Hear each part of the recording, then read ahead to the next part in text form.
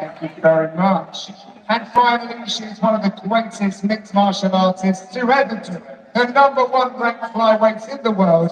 Great to have her here in Canada. Please welcome Valentina, the Bullet Shevchenko.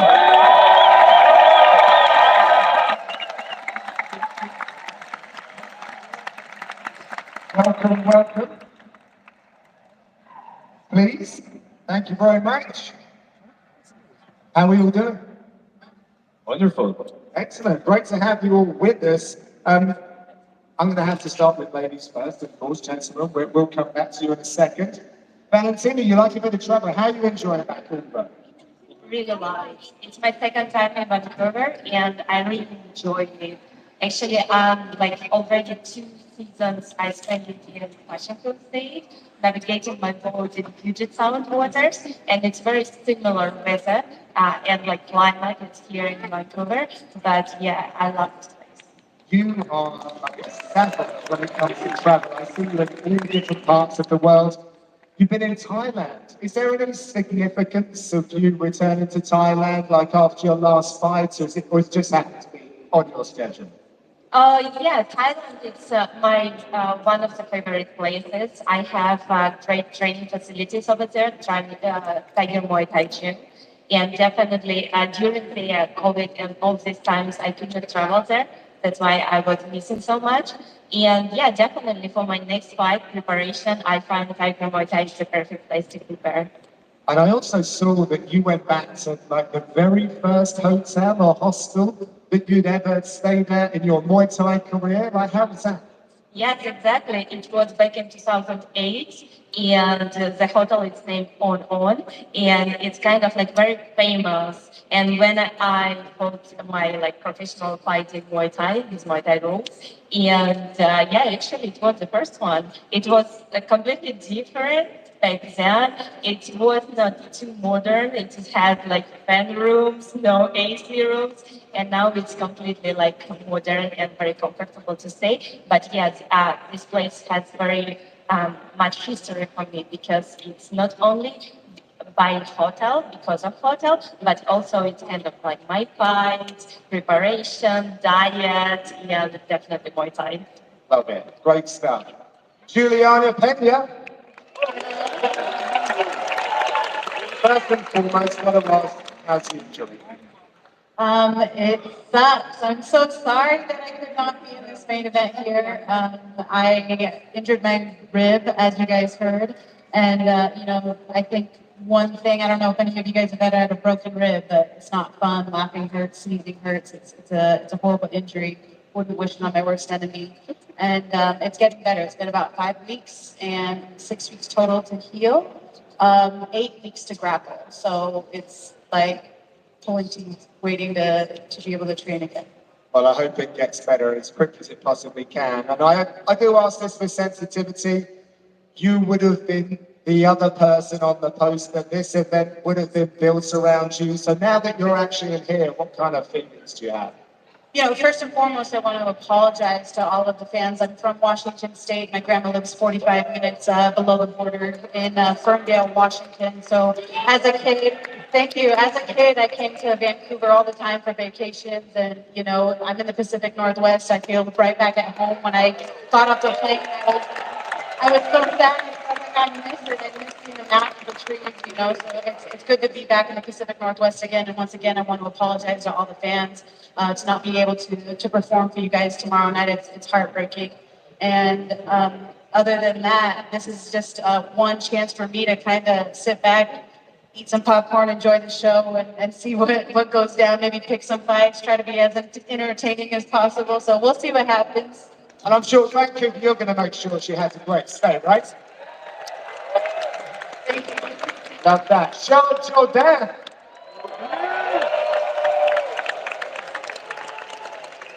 Another win. Tricky assignment last time out as well. When you face a Gracie, you know what you're in for. But on reflection, on the back of that fight, like how you feeling now, and what's the next move? I needed to level up. Too many times in my career, especially in UFC, I was on razor edge, close decision, and because I was immature. But it was fun fights to watch.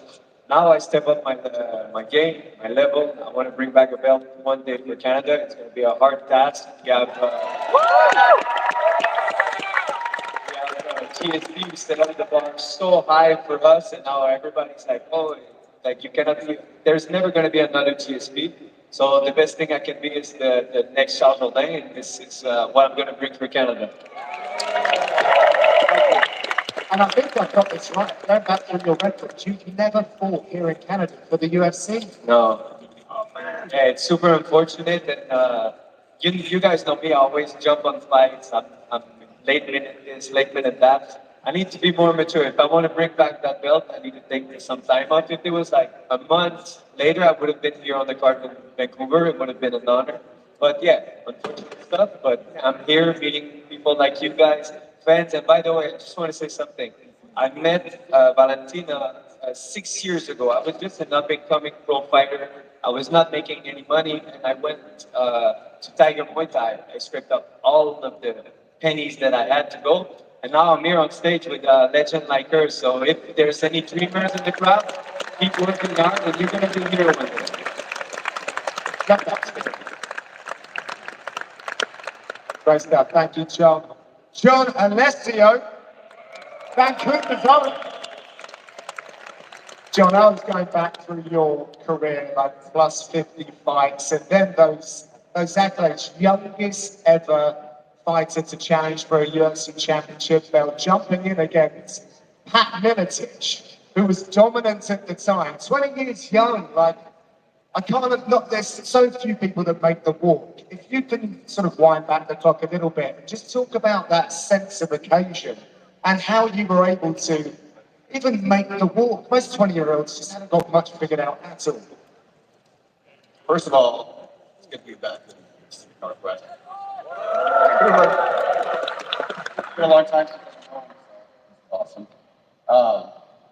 Yeah, going back that far, that was honestly one of the first nights that I puked before walking up. I got so nervous. I was just a boy fighting a man in his hometown. I was in Iowa that fight. So as I make the walk, people are leaning over, die today, kid. Like, might be right, I don't know. Yeah, so it was amazing. It's crazy. And now you look at the landscape of mixed martial arts, like the 90s and the noughties, very different. But you were there. So, like, what are the things that really stand out to you about the differences in time? The mainstreamness. Back then, it was still banned in many states. We weren't on TV. We were fighting in small arenas, and now it's ESPN, mainstream as it gets. You can flip through any channel, you'll see UFC on TV. It's awesome.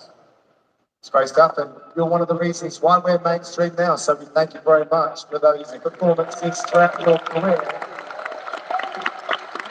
Now I'm going to try and over to the media, but for all you fans, we've got a microphone here, left of house, right of house, whichever way your perspective is. So we're going to get through our friends in the media, and then you guys will get your chance. Thank you very much. Mike, let's go. Charles, for you first, after the last win, you've been calling out Ex Barboza. Is there any progress on the scene during that fight, or what do you see that? No, he's a bitch. That was dumb. No, he's higher in the rank. He wants to fight for the belt. He wants to keep going up, and he's the A side. I'm the up and comer. He's the big man. He proved time and time again why he's an elite featherweight. So yeah, if he says no, yeah, he's the A side. But I'll get my hands on him one day. John, just curious, kind of looking at the current Canadian MMA scene, where do you kind of gauge where it is right now, and who do you see as besides the demand sitting next to you, some of the big future fighters from this country? Yeah, I mean, Mark Andre's fighting tomorrow night too, so. Another good Canadian right there, helping keep Canadian MMA, on the scene. But I'd like to see UFC start traveling around Canada a lot more. But on some more shows. Juliana, obviously you expressed your disappointment not being able to fight on this card, but you'll be there game set. Give us the breakdown. How do you think this goes from a tournament and arena? Irene better not harm one hair on that girl's head because I want my trilogy. That's all I have to say. Have you heard Amanda this week? She's been taking kind of pot shots at you pretty much every opportunity. What do you think that's all about?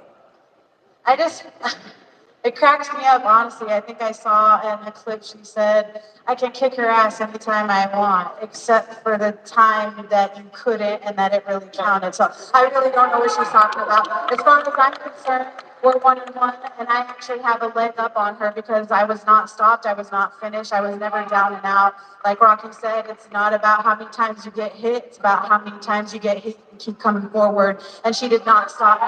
I was able to stop her, I was able to put her in the hospital, and nobody else can say that. So I definitely think that I've been hearing, I said on Ariel that she was 1 foot out the door already and that she was already planning her retirement and going off into the sunset. And not if I have my way, absolutely not. I'm not done with her, this is unfinished business, and I'm actually here to make sure that from 9 to 10 p.m. tomorrow on Saturday, only from 9 to 10 p.m. on Saturday, not 10:01, from 9 to 10, I will be rooting for Amanda Nunes. I will be her one biggest fan in the world. And after that, you're going to see the biggest turncoat you've ever seen. We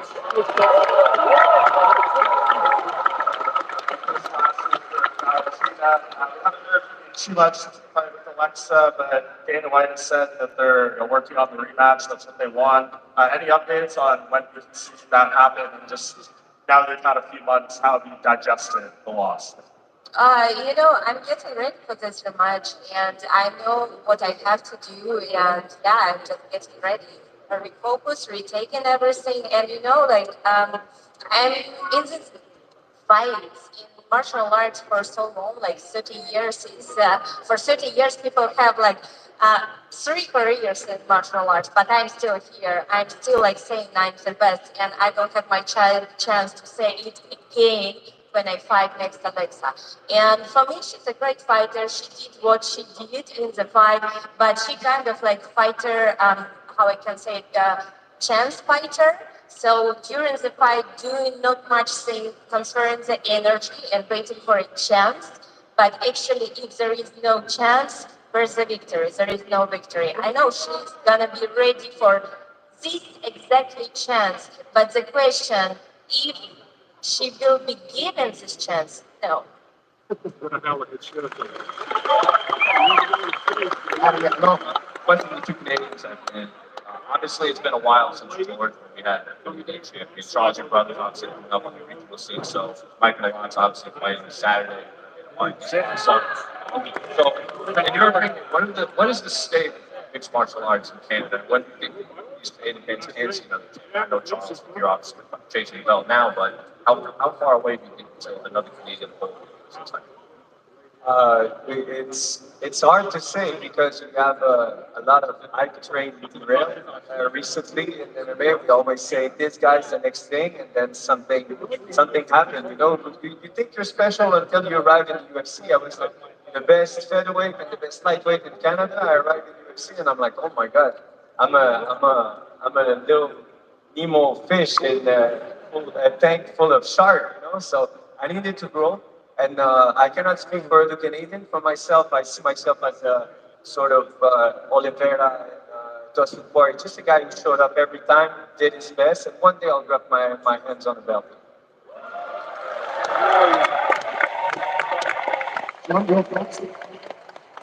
I'll put my money on.